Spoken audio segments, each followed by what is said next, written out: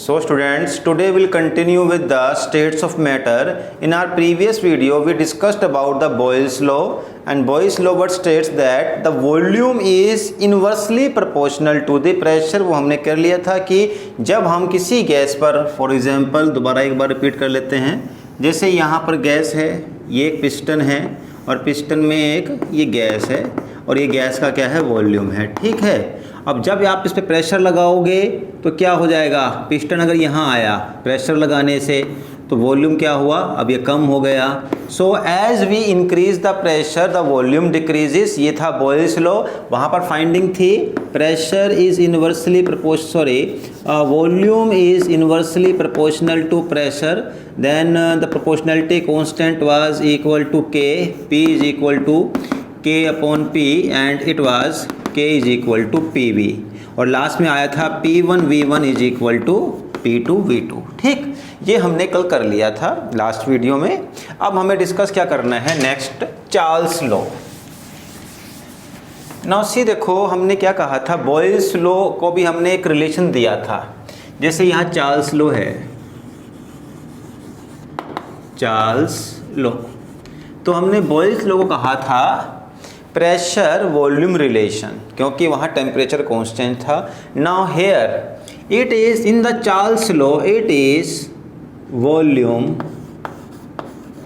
And temperature relation, volume and temperature relationship. Here the pressure will remain constant, यहाँ हमें pressure को change नहीं करना है, वॉल्यूम और टेम्परेचर का ही रिलेशन लेना है। और देखो बड़ा किसको सिंपल में लेते हैं, पहले समझेंगे एक्टिविटी से, उसके बाद इस लॉ पर आएंगे। हमें फर्स्ट अंडरस्टैंडिंग होनी चाहिए व्हाट इज दिस लॉ। देखो फॉर एग्जांपल दोबारा से, यही एक पिस्टन है और इसके अंदर एक गैस को हमने फिल किया हुआ है, ठीक है। अब क्या हो, अगर आप क्या करो, यहाँ पर एक बर्नर, गैस बर्नर भी ले सकते हैं या स्पिरिट बर्नर ले सकते हैं। इस बर्नर से आपने इसको हीट किया, तो हीट करने से देखो क्या होने वाला है, ज़रा समझना।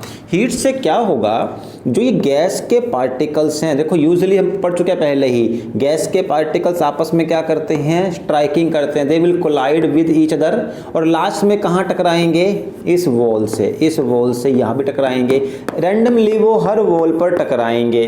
उससे क्या क्रिएट होगा, प्रेशर, ठीक।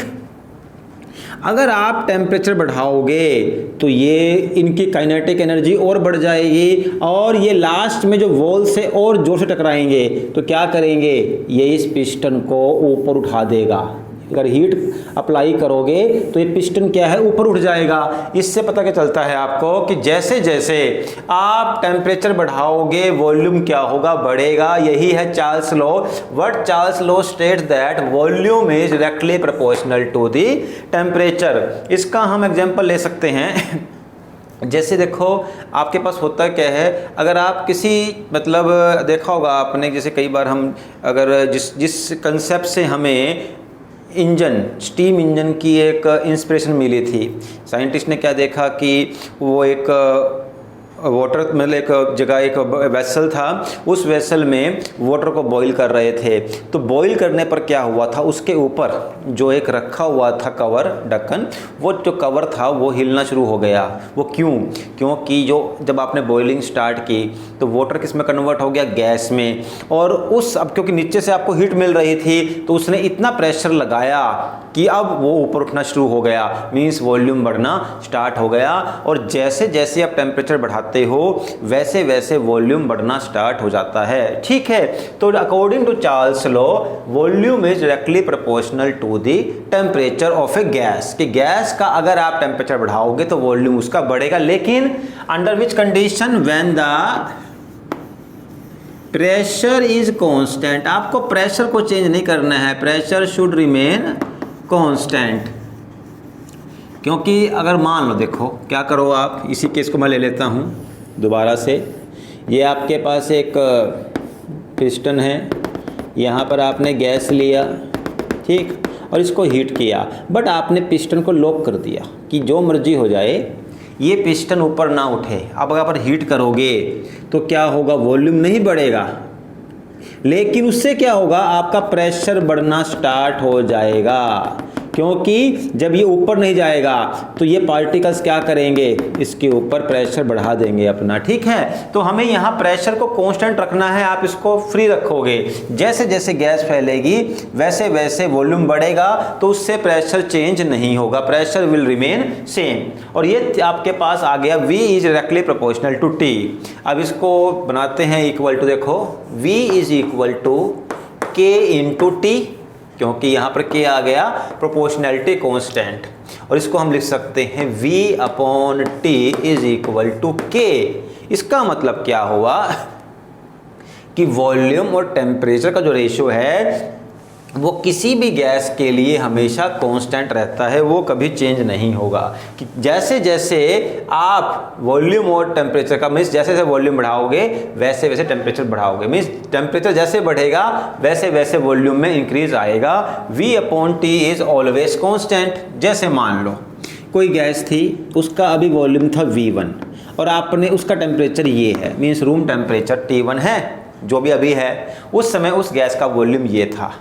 अगर इज इक्वल टू, अगर आपने उसका टेम्परेचर T2 कर दिया, मीन्स बढ़ा दिया या कम जो भी किया हो, इवन चलो इंक्रीज किया, तो उसका वॉल्यूम भी उसी रेशो में बढ़ेगा। अगर टेम्परेचर कम करोगे तो रेशो भी कम होगी। तो V1 upon T1 is equal to V upon T2, V2 upon T2। और यही है हमारे पास चार्ल्स की ये लास्ट डेरिवेशन, जिसका यूज़ करके हम चार्ल्स से जो लिंक क्वेश्चन है उनको सोल्व करेंगे। ठीक है, ऑल्दो चार्ल्स लॉ ने एक बात और कही थी, ऑल्दो ये तो है ही है, एक चीज़ और भी कही थी। उसने क्या कहा था कि विद द इंक्रीज और decrease in temperature by 1 degree Celsius, अगर आप टेम्परेचर को 1 डिग्री इंक्रीज या डिक्रीज करो तो जो गैस का जो वॉल्यूम है वो 1 अपॉन 273 टाइम्स इंक्रीज या डिक्रीज होगा। मीन्स गैस का टेम्परेचर है, अगर आपने 1 डिग्री बढ़ा दिया तो उसका वॉल्यूम 1 अपॉन 273 टाइम्स इंक्रीज करेगा।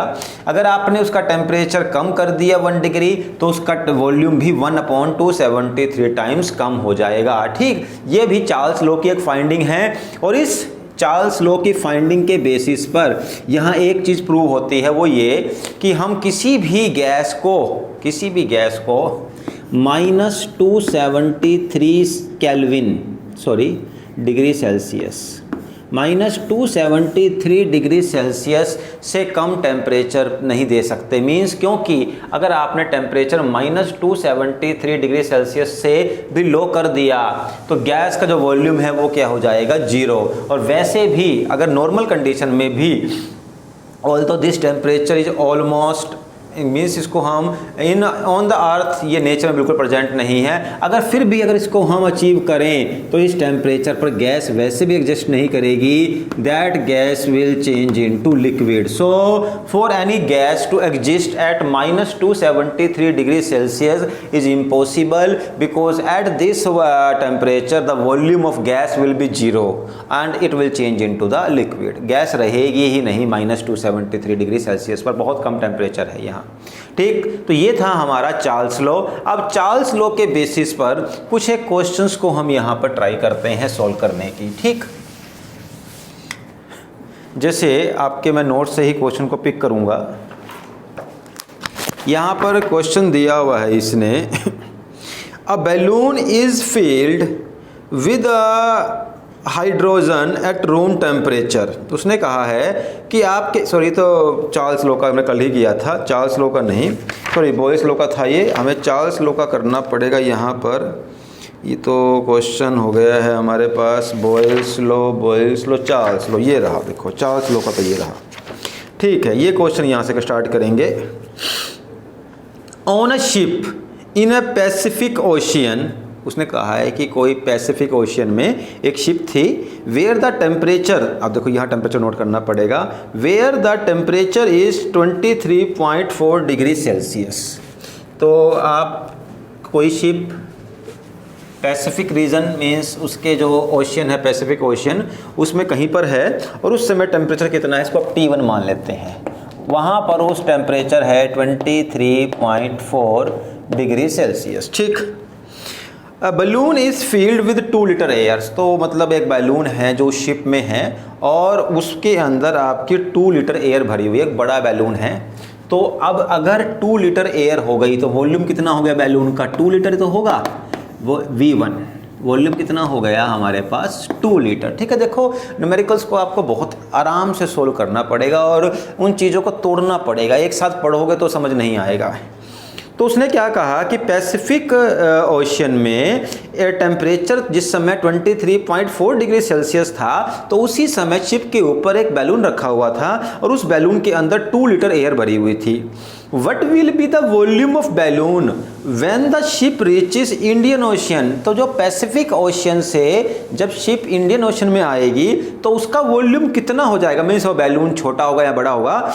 Where the temperature is 26.1 degree Celsius. आप देखो टेम्परेचर कितना होगा यहाँ पे, जब वो इंडियन ओशन में आया टेम्परेचर कितना पहुँच गया? 26.1 डिग्री सेल्सियस। ठीक, और पूछा क्या है कि अब कितना वॉल्यूम हो जाएगा उस बैलून का। अब देखो अगर मैं बात करूं तो बड़ा इजीली समझ आ जाएगा कि टेम्परेचर बढ़ा है।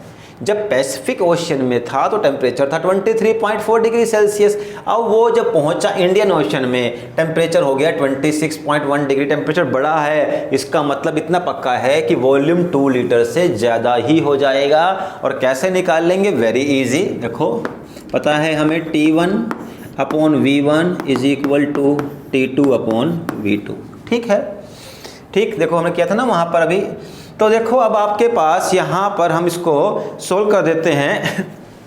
सॉरी, आपके उसको जरा ठीक करो भाई, ये जरा गलती हो गया है। V1 अपॉन T1 था, इसको जरा सीख करो। V1 upon T1 is equal to V2 upon T2। ठीक, अब देखो जब पैसिफिक ओशन में था तो कितना वॉल्यूम था उसका? 2 लीटर। जिस समय 2 लीटर वॉल्यूम था, अब जरा देखो ध्यान देना, आपके पास ना जब भी डिग्री सेल्सियस हो तो हम हमेशा इसको केल्विन में चेंज करेंगे, क्योंकि kelvin is the SI unit. तो केल्विन में चेंज करने के लिए इसमें क्या है? 273 इसमें ऐड कर दो तो कितना हो जाएगा ये? 273 से इज इक्वल टू 296.4 डिग्री। ठीक है ना, यही हो जाएगा। तो इतना केल्विन हो गया इज इक्वल टू, अब V2 तो आपको निकालना है, कितना टेम्परेचर है? 26.1। अब देखो 273 में आपने 26 को ऐड किया तो कितना हो गया? 299.1 डिग्री, सॉरी 1 केल्विन। ठीक, तो बस अब देखो कितना होगा आपका V, इसको ऐसे कर दो आप तो क्या हो गया?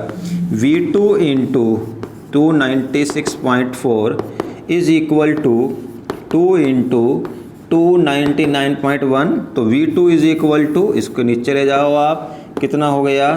296.4, और जो भी आपका आंसर आएगा उतना वॉल्यूम हो जाएगा। ठीक, तो इस तरीके से हमने ये क्वेश्चन को सोल्व किया। कोई बहुत मुश्किल क्वेश्चन नहीं था, वेरी इजी क्वेश्चन। जस्ट आपको थोड़ा सा इसमें समझने की जरूरत पड़ती है कि क्वेश्चन को कैसे सोल्व करना है। ठीक, अभी 1-2 क्वेश्चन और कर लेते हैं इसके, ताकि आपको ये कंसेप्ट्स पूरे समझ आ जाएंगे।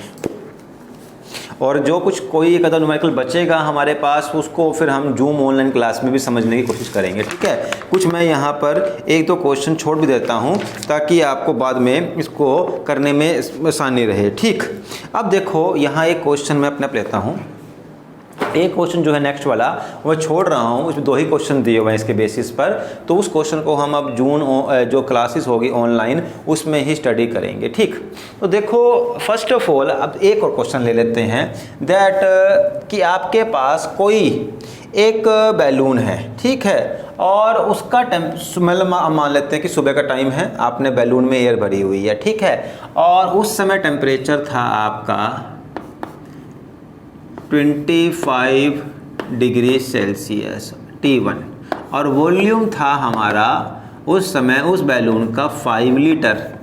तो आप ये बताओ जरा, देखो उसका उल्टा लेंगे, अगर V1 करना है इसको, अगर उसका वॉल्यूम अब 5.5 लीटर हो चुका है तो बताओ कि उस समय टेम्परेचर कितना होगा। उल्टा देखो, हम ये भी पता लगा सकते हैं कि कितना टेम्परेचर होगा। सो देखो वही फॉर्मूला अप्लाई करना है आपको, V1 upon T1 is equal to V2 upon T2।